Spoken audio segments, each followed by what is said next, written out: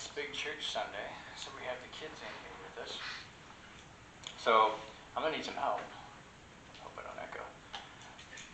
You guys can come up front. I'm going to ask Grandpa to come back up front. And Jasmine, why don't you help me out since there's only a couple kids? Come on, sit here in the front row. Come on, sit in the front row. Come on. All right.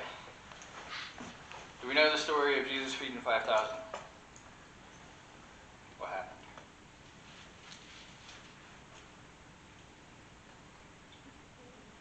Nothing. What did he do? Did he feed a bunch of people? Yeah. Do you remember what he used? Fish and bread? Yeah. So Jesus is teaching a bunch of people, and it gets late in the day, and they get tired, and what else do they do? They get hungry. What do you do when you get hungry? You like multiplied. Oh, you remember that he multiplied the fish. You're getting ahead of me now. What do you do, though, when you get hungry? Do you make something to eat? Or do you ask for something to eat? What if you didn't bring anything? You go buy something? All right, so we're going to print it out. Everybody out here is all these hungry people. We're going to pretend you guys are disciples. All right? The Bible says that Jesus sent his disciples to find out how much bread was around. So why don't you go over there in the other front pew and see if you can find some bread and some fish. You're all disciples here. Come on. Go find some bread and some fish. Looks like somebody put them all together, so it's easy for you.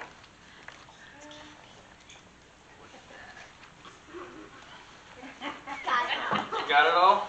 You got bread and fish there? Here, can I see one of them? So I can show everybody. We got some bread here. Cleverly disguised chocolate bars, and we get it. Oh, we got some fish too. We got how many do we have of each? Can you count them? 2 fish.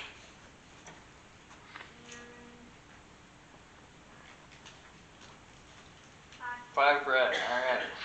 That seems like the right amount. So, if I told you to use just this here and to go feed everybody in here, do you have enough? No. What do you mean? What do you think Jesus did when they came back with just the 5 loaves and the 2 fish? You already told me. What did he do? So it says he told his disciples to go out and put everybody in little groups, make it easier. And then he prayed over it, and he started handing it out. And you're right, it multiplied. Did he have just enough? No. Did more or less? Did he have enough? No. You think he ran out? Nope. They had so much they even had 12 baskets left over. So he started with 5 bread and 2 fish, and ended up with 12 baskets of them left over. Is that amazing?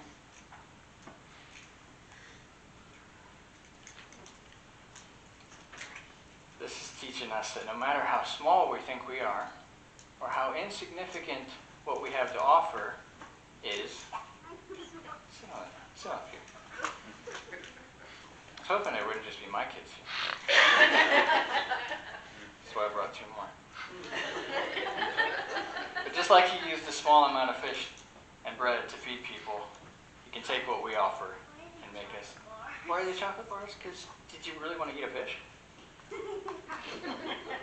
So, you each get a bread or a fish. Pick one. All 4 of you. And we've got our boards. There's fish on them. And so, Seth, why don't you go color me a picture of a fish? And afterwards, I want to see the fish. So we've heard this story. As I paraphrase it for the kids, but let's read it from the text this morning. We're going to be in Mark, still in chapter 6. We're starting at verse 30. The apostles gathered around Jesus and reported to him all that they had done and taught. Then because so many people were coming and going, they did not even have a chance to eat. He said to them, "Come with me by yourselves to a quiet place and get some rest." So they went away by themselves in a boat to a solitary place. But many who saw them leaving recognized them and ran on foot from all the towns, got there ahead of them. When Jesus landed and saw a large crowd, he had compassion on them, because they were like sheep without a shepherd. So he began teaching them many things. By this time it was late in the day, so his disciples came to him. "This is a remote place," they said, "and it's very late. Send the people away so they can go to the surrounding countryside and villages and buy themselves something to eat." But he answered them, "You give them something to eat." They said to him, "That would take 8 months of a man's wages. Are we to go and spend that much on bread and give it to them to eat?" "How many loaves do you have?" he asked. "Go and see." When they found out, they said, 5 and 2 fish. Then Jesus directed them to have all the people sit down in groups on the green grass. So they sat in groups of hundreds and fifties. Taking the 5 loaves and the 2 fish and looking up to heaven, he gave thanks and broke the loaves. Then he gave them to his disciples to set before the people. He also divided the 2 fish among them all. They all ate and were satisfied. The disciples picked up 12 basketfuls of broken pieces of fish and bread. The number of men who had eaten was 5,000.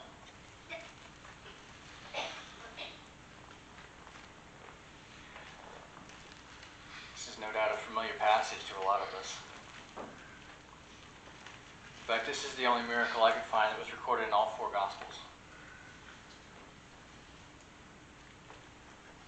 As we look through it this morning, I want to pull out 3 thoughts that I gleaned in my study of it. The first one is a fairly obvious one. The disciples are back. It's been 2 weeks since we saw the disciples. When Alan was preaching, we sent them out. We don't really know how long they were gone, but they've come back. They're excited. Why do you think they were excited? It's possible they were excited just to make it back. The last chapter we saw that John the Baptist had been arrested and at some point executed. We know that the Pharisees were planning against Jesus. But not just that, a lot of things had happened.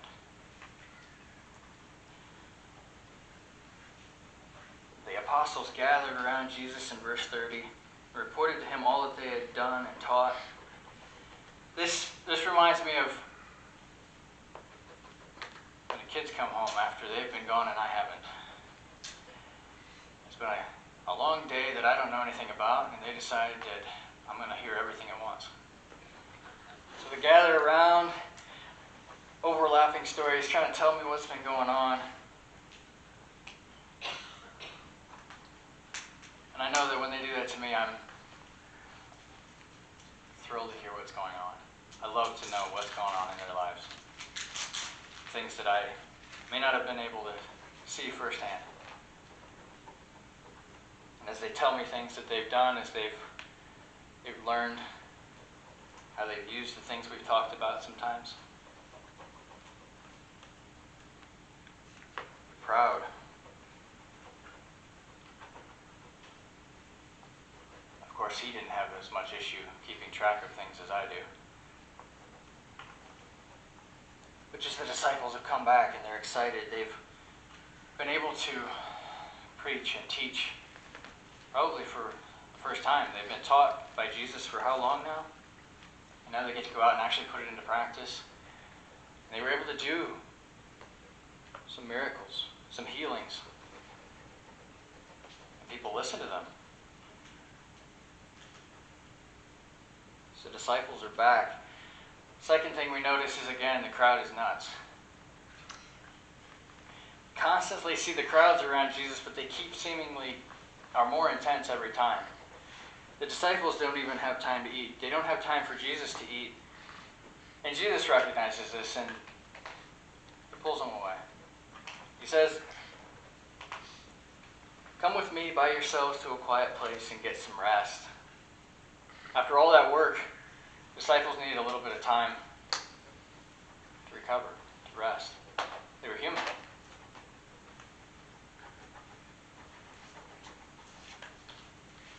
crowds don't give up. So it says as they're watching, they see him get in a boat and they float away, and they know where he's going. They're going to the other side. So they decide, some of them probably from there, and some of the other ones, as they see him out on the lake, probably got the same boat. It's probably recognizable by now. So they run around the lake. Now,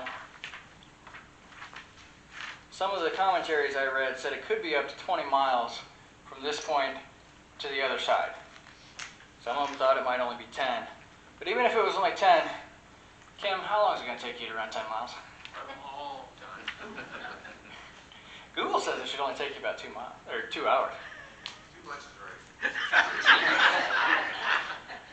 If the weather's good, if the terrain's good, it should only take you about 2 hours. I mean, they were used to running, or at least walking, a lot more than we are now. We often malign the Jewish people for missing the point entirely when it comes to Jesus. But these people were desperate to hear Jesus, to hear truth.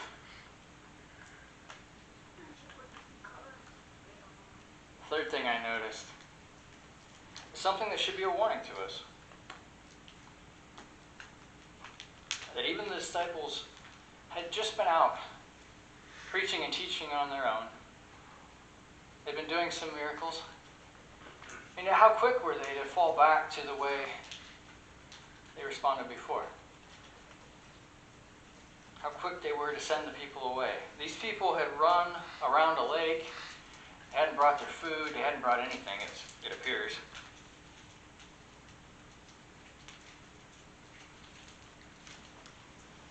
They listened throughout the afternoon. It didn't seem like they were about to go away on their own.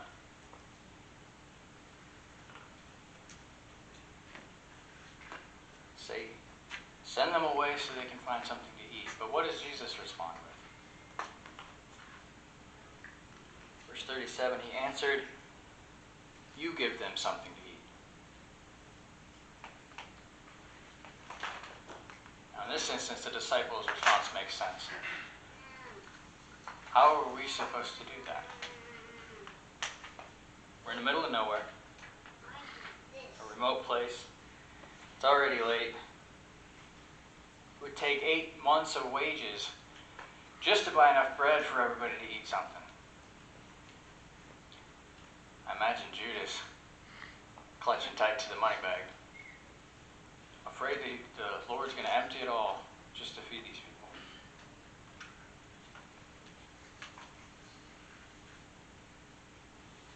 But Jesus just asked him, how much bread do we have?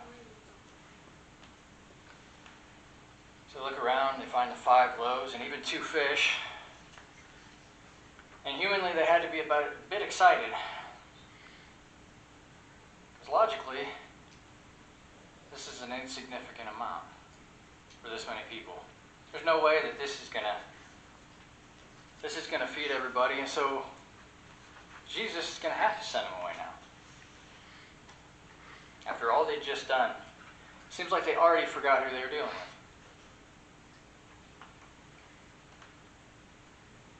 If we look at John's account, we see that not only was it 5 small loaves and 2 small fish, we see that they were barley loaves. They weren't even a good loaf of bread. It was a coarse and cheap bread. The fish were more like sardines than a fish we would expect. They were small fish, more just to eat with the bread. Realistically, it was a small boy's probably lunch that he forgot to eat.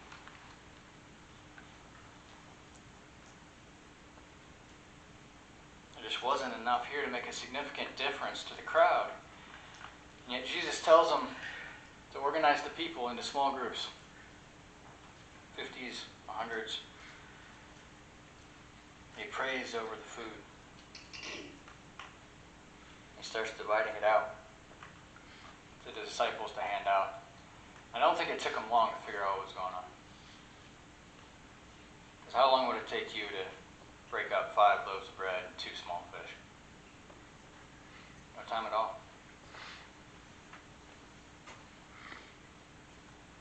As basket after basket went out from Jesus, still more was sent to the people. 5,000 men ate their fill, and yet more women, more children. After it all, the disciples each filled their baskets full of leftover pieces of bread and fish. Even after they got done serving, it says they hadn't had time to eat that day. The disciples each got a basket worth at the end of it all.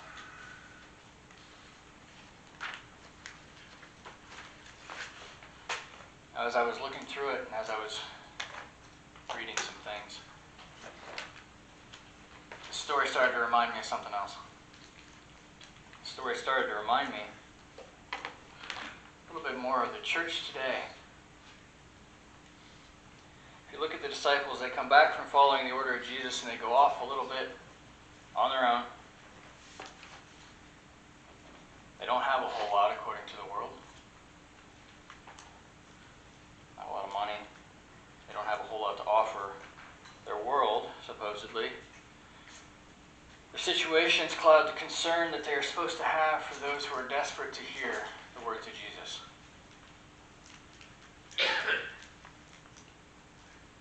Seems like they forget what they're supposed to be doing sometimes. And Jesus has to remind them.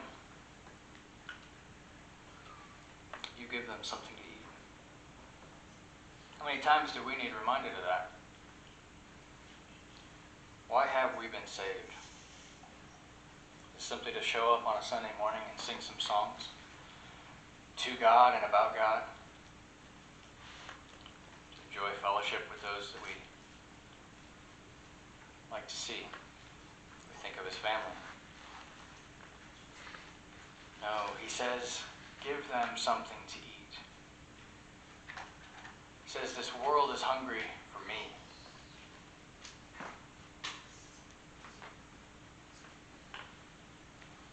He's telling them to give it to them.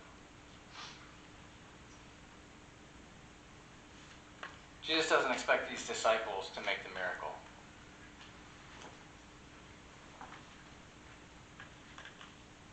They can't make bread multiply. They can't make 2 fish into enough for 10,000 people. He can. They just have to take it to him. Just like us, we're not going to satisfy the world with clever teaching or stage lighting or music. We have to give them Jesus. John 6 also goes on to say, Jesus said, I am the bread of life. Whoever comes to me shall not hunger. Whoever believes in me shall not thirst. Just as in this story, this miracle, God uses our small, our seemingly pitiful and insignificant offerings to show himself to the lost. But it's not in what we bring. It's in his power that shows through it. Must not forget, he's able to use what we think insignificant to prove himself sovereign. This morning as we wrap up, I want to give us 4 steps to help us put it into action. First one is to simply obey. We must obey what God is calling us to do. This doesn't need to be something major.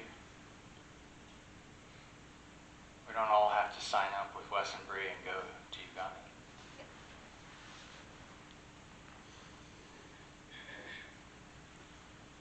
But in each of our lives, God is calling us to do something.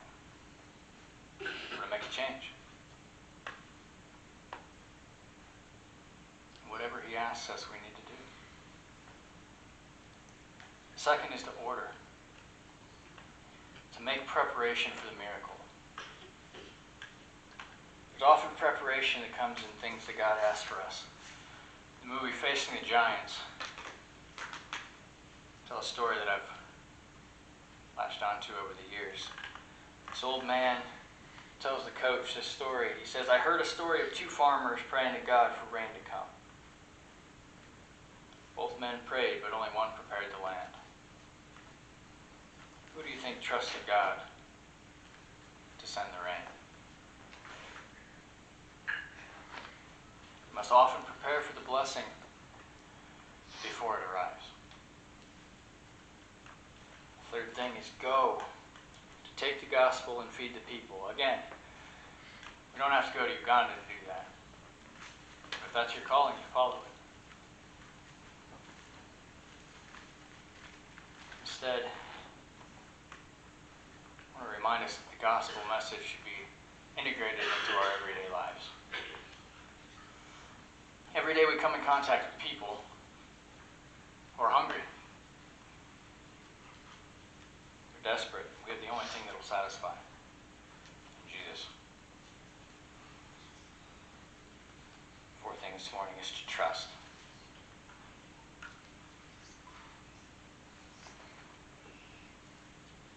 Taking the 5 loaves and the 2 fish and looking up to heaven, he gave thanks and he broke the loaves. We have to trust God to provide the results.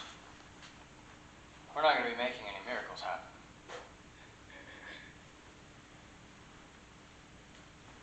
Whether it's in the sharing of the gospel or another seemingly impossible task we're asked to do, God is the power behind it.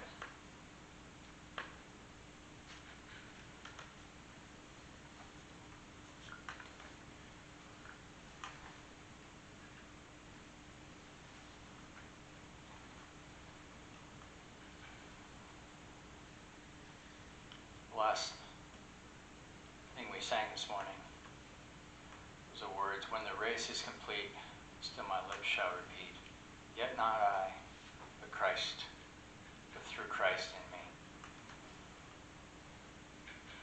At the end of the day and at the end of your life, be asked if you obeyed. Don't be asked if you made it happen. The power is through Christ. Did we obey? Did we make the preparations? Did we go? Did we trust him for the results?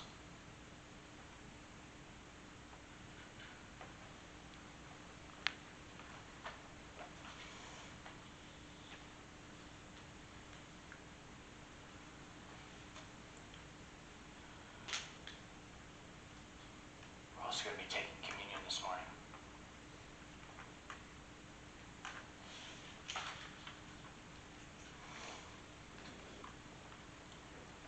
Communion isn't a part of salvation. It's a remembrance of what the price was that was paid for us.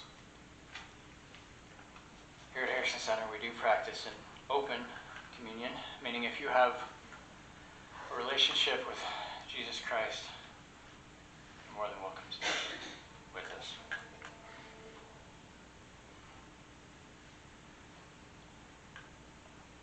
1 Corinthians chapter 11. It says, For I received from the Lord what I also passed on to you. The Lord Jesus, on the night he was betrayed, he took the bread.